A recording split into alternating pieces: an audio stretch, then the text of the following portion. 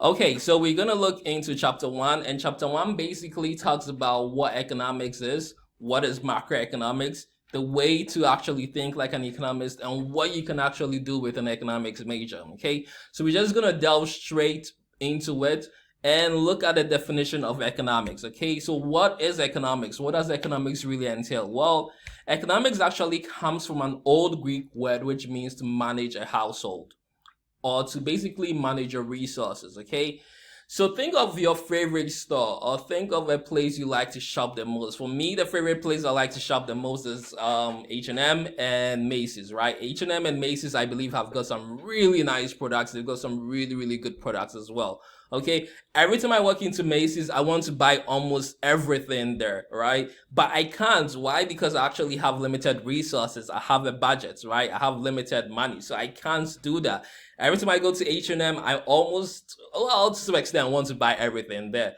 But then I can't. Why? Because again, I have limited resources and I have a budget. Think of you going to Walmart, right? There's so many things at Walmart, so many cool things you can't buy at Walmart, right? But you can't. And so many things you want to buy, but you can't, right? Because you actually have a budget. Think of going to Foot Locker, think of going to a sneaker store. You probably want to collect every sneaker over there, but you can't because you actually have limited resources, right?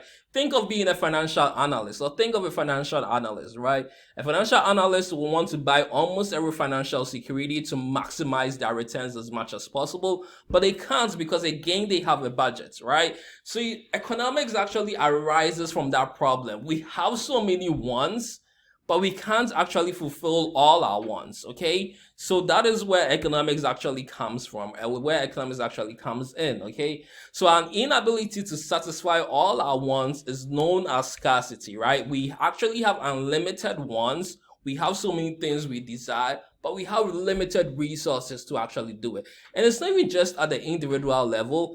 Think of it in terms of governments, right? So governments, right, could produce so many things. It could produce roads, it could produce hospitals, it could produce so much infrastructure, so much development, but the government actually has a limited budget, right?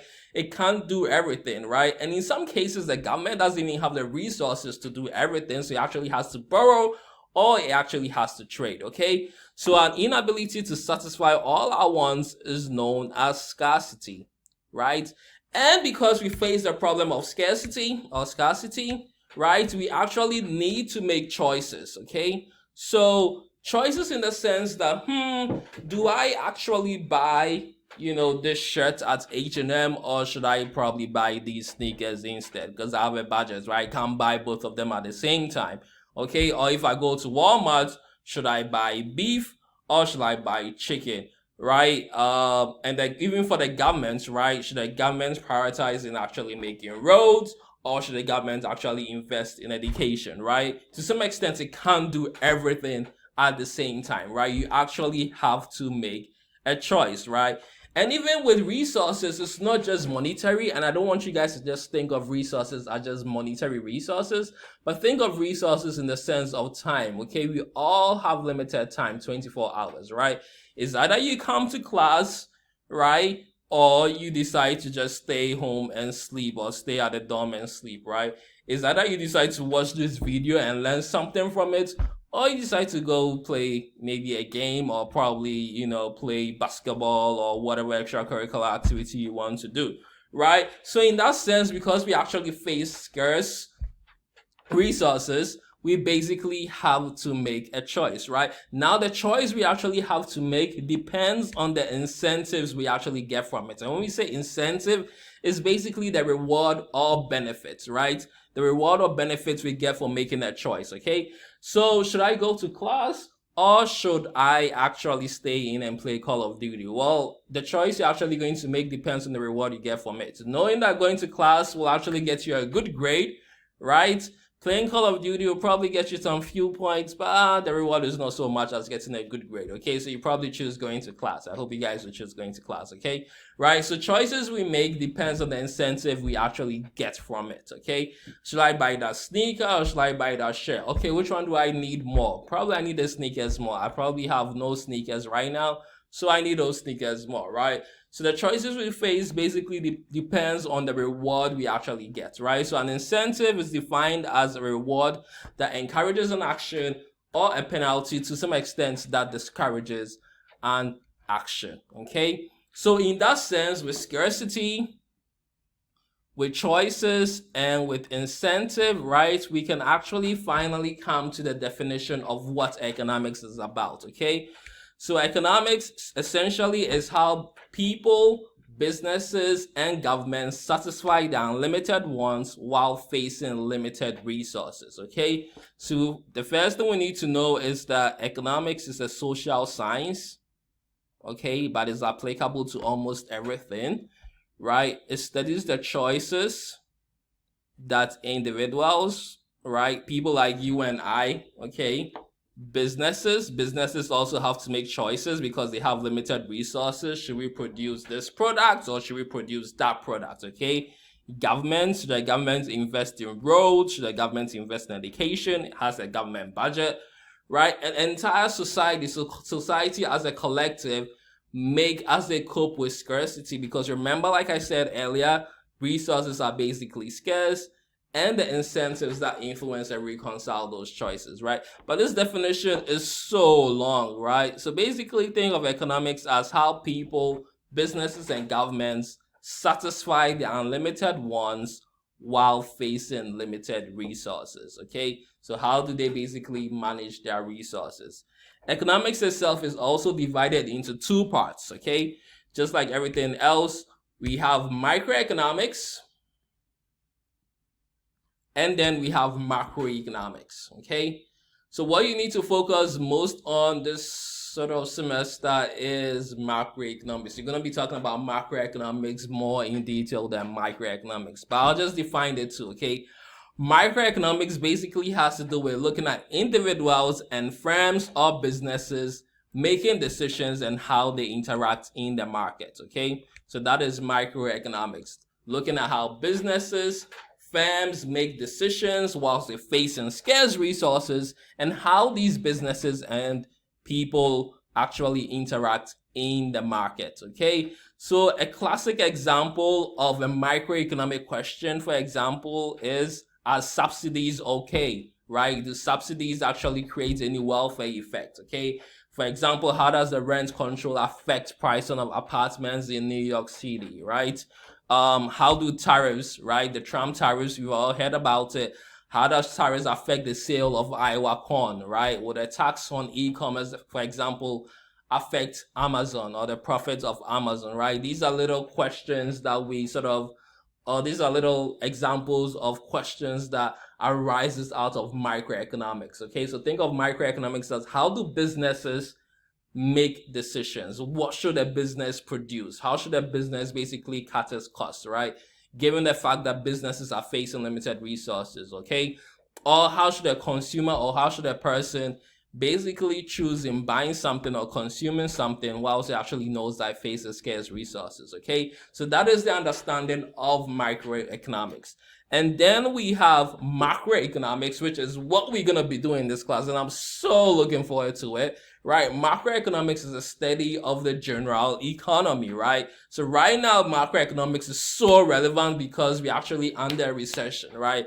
Given COVID-19, there's so many things that's happening related to macroeconomics. For example, unemployment, GDP growth, inflation, monetary policy, fiscal policy, all those things are under macroeconomics, right? So macroeconomics is basically a study of the national economy and in some sense the global economy, okay? So some questions we ask in macroeconomics, for example, is what causes high inflation, right?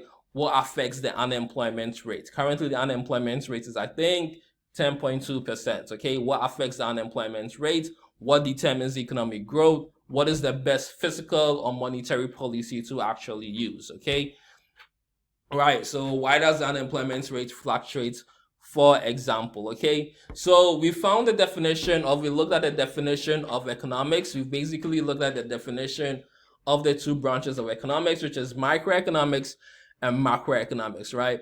The next thing we need to look at is basically what you can actually do if you decide to study in economics, okay?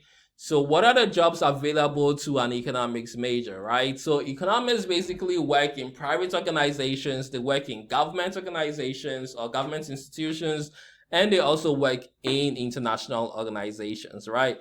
So some things you can actually do with an economics major is, for example, become a data analyst, right? So a data analyst is someone who mines and cleans data, analyzes it for businesses and corporations to actually make decisions, right? And sports data analysts or data analysts in general are in such high demand, okay? Doing economics gives you sort of the pathway or the path, right?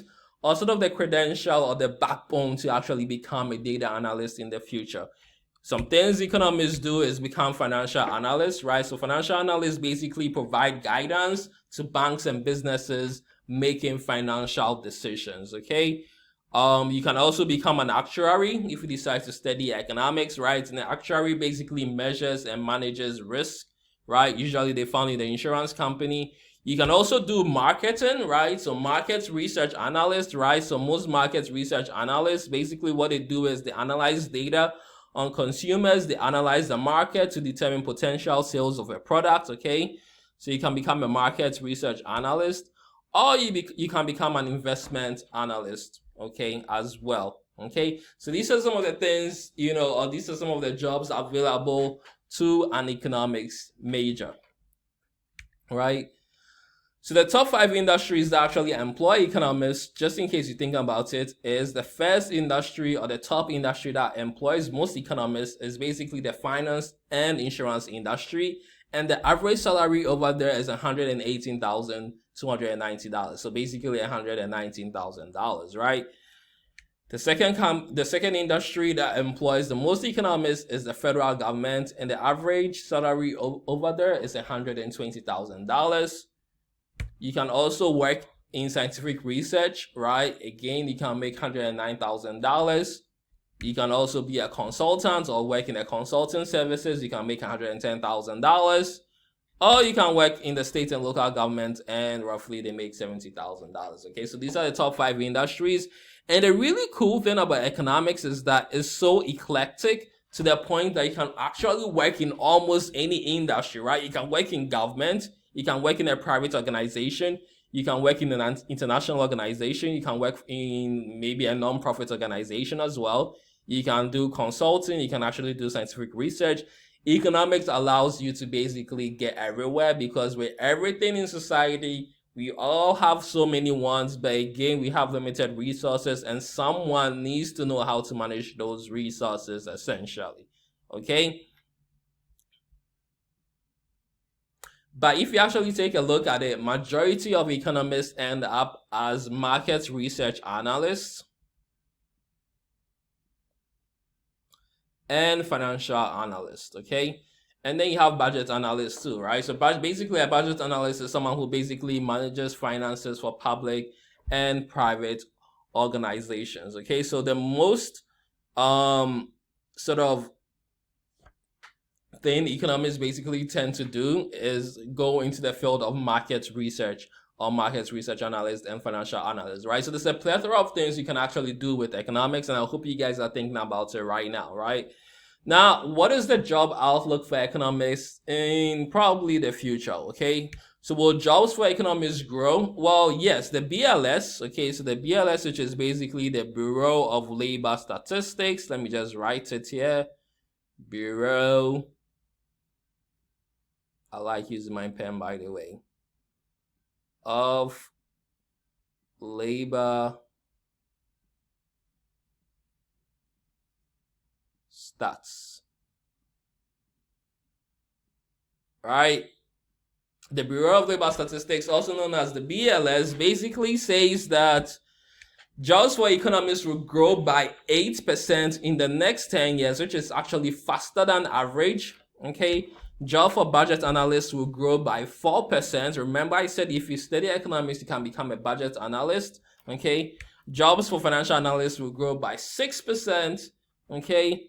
And basically jobs for markets research analysts will grow by 20%. So there's so much potential in just studying economics, right?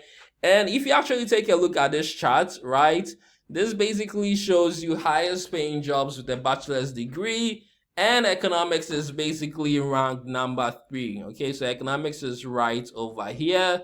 So the initial salary for economists is not so high, it's 58,000. But look at the mid-career pay. So mid-career pay is basically, let's say 10, 15 years down the road, how much are you earning? As an economist or as someone who actually majored in economics, you're actually making $140,000, right? Which is comparatively higher than someone who is into political economy, someone who's actually doing actual math, someone who is doing electrical engineering, and someone who's actually in business. Okay, so the mid-career pay is what you need to look at. In the long run, is there potential for growth? Yes, there is. There is potential for growth in economics, right? And if you look at alumni or people who actually study economics who say that work makes the world a better place, 69% of them say they feel like their work basically makes the world a better place. So it means that 69% of them actually think that, the world is a better place because of what they do, and they're really, really satisfied with their jobs. Okay, so economics, let me just put it that way, it has really a bad sort of connotation or sort of name with it, but economics is really, really useful. Okay, depending on how you actually look at it. Okay.